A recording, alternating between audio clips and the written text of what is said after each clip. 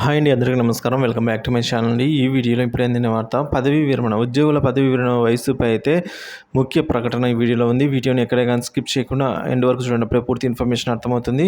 అలాగే వీడియో నచ్చినట్లయితే లైక్ చేయండి. ఇక ఉద్యోగుల పదవీ విరమణ వయసు పెంపుపై అయితే కీలక అంశాలు ఇప్పుడు తెలుసుకుందాము.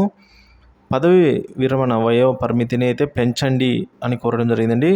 పదవి విరమణ వయో పరిమితిని పెంచాలని ఐటీడీఏల పరిధిలో గురుకుల ఉద్యోగులు కోరుతున్నారు. ఈ మేరకు వారు కోర్టును కూడా ఆశ్రయించారు.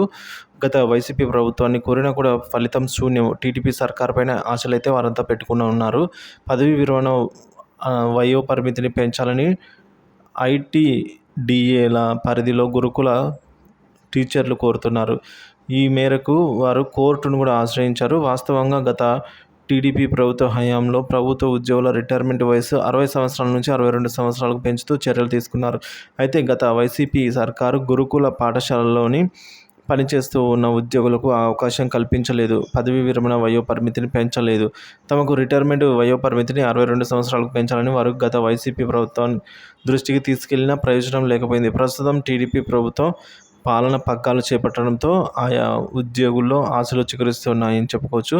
సో తమకు న్యాయం జరుగుతుందనే ఉద్దేశంతో ఈ జూన్లో పదవి విరమణ చేసే వారంతా కూడా హైకోర్టును ఆశ్రయించారు.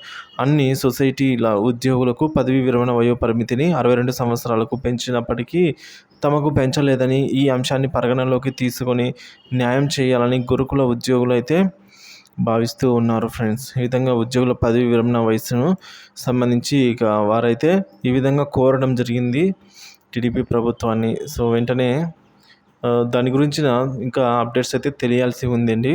సో ప్రభుత్వం ఏమి సమాధానం చెప్పింది, ఏమిటి అన్న వివరాలు అయితే ముందు తెలియ ఉన్నాయి. సో ఏ అప్డేట్ వచ్చి మన ఛానల్లో వీడియో అయితే చేస్తాను. Thank you for watching this video.